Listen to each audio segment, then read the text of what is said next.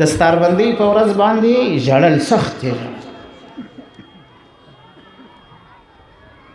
خیر خو هغه د دستاربندۍ مراسم تیر سو چې کله تیر سو کور ته ولاړی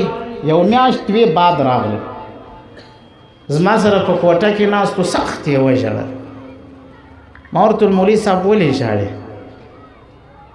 وایي چې کله کور ته ولاړم یو عجیبه منظر و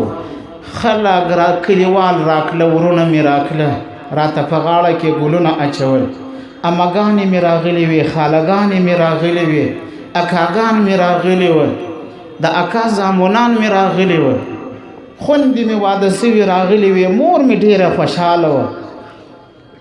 په کوټه کې چې د کلو میلمنو سره کښېنستم نو یو ورور راته اواز وکړي چې د دې روغبړ خو خلاص سو کلي کې په کور کې درته ټولې زنانې هغه درته انتظار دی چې ور ولاړ سوم دا زنانې ټولې د سرای په غولې باندې ولاړې وې مور مې راوړاندې سوه په غاړه کې غاړګۍ راواچول امیل یې راواچوي د ګلانو هار یې راواچوي چې دا یې راواچوئ در لاس یې ونیولم چا خوږې را باندې پاشلې چا څه کول خونې تې ننه ایستم چې کښېنستم هغه ځای چې راته برابر کړی و په دې وخت کې مې د یو 9 میاشتو د شهید سوي ورور یوه کوچنۍ لور راغله پر دې زنګانه یې لاس راکښېښوي په غاړه کې را لاسونه راواچول راغځاره سوه په غېږ کې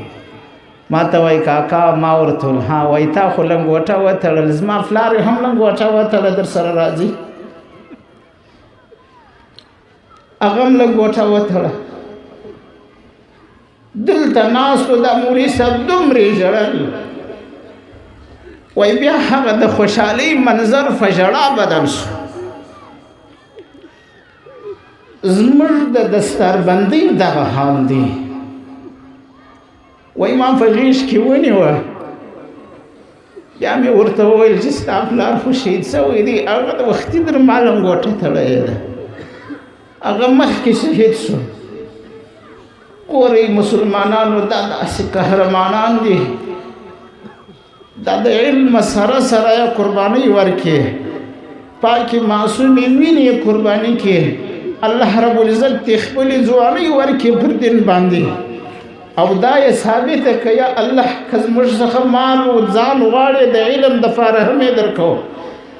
که مال و ځان غواړې یا الله د جهاد دپاره هم یې درکوو او دا د مسکنت سره سره زموږ ملګري دومره